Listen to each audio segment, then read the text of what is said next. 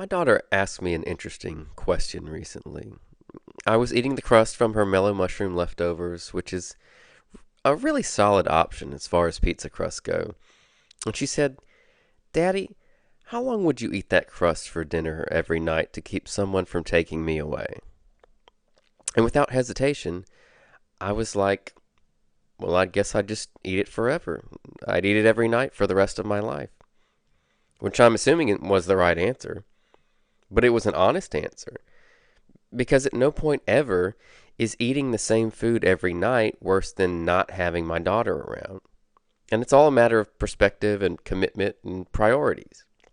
See, sometimes we think we don't have it in us to do something difficult or unpleasant, right? Until we consider the unpleasantness of the consequences of not doing that thing. Which kind of leads me to the question I wanted to ask you, which is, have you ever been guilty of trying to be the fastest sprinter in a marathon?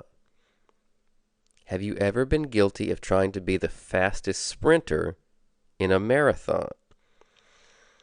See, explosive bursts of speed certainly have their place, but more valuable, impressive, at least to me, is the ability to manage resources, solve problems, and endure discomfort over long periods of time. So in your life, right now, your household, your horizon, are we playing the long game or the short game? Is this a drag race or is it 600 laps around the track? Are we playing the lottery or planting a vineyard? Is your life, your existence, a flare, a bottle rocket, loud and bright 1 second, forgotten the next?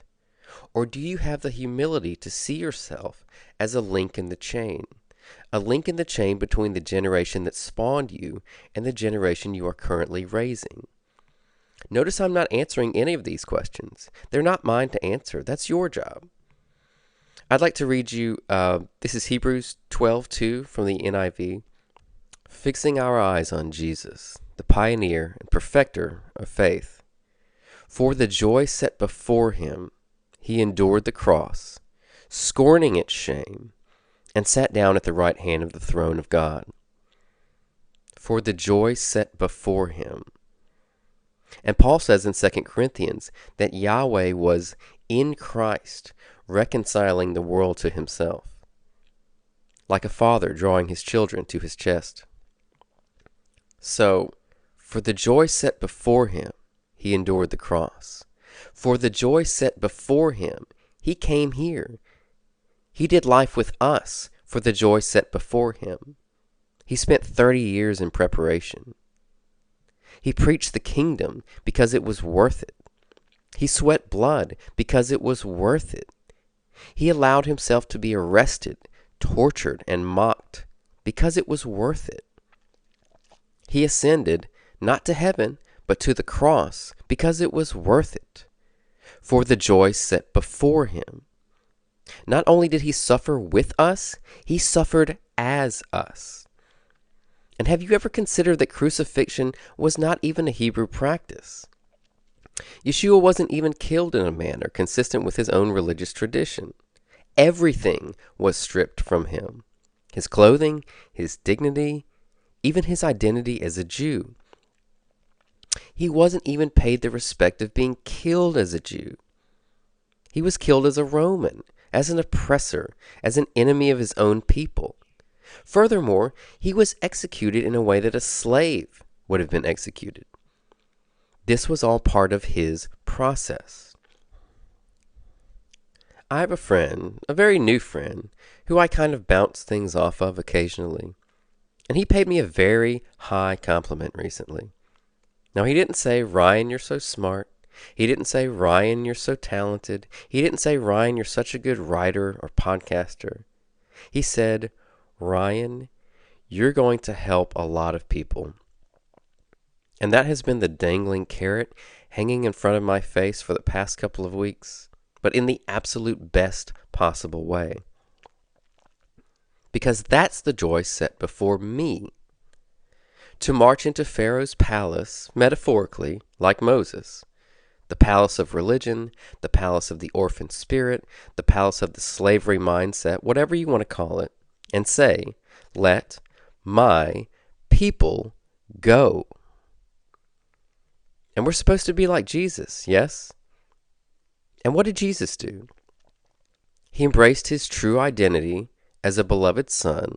He faced religion head on, and he made a way for others to do the same. He didn't face religion so you wouldn't have to face it. He faced it so you wouldn't have to succumb to it. So what is the joy set before you? What is the joy set before you? And what does suffering look like in your world? What do unmet expectations look like?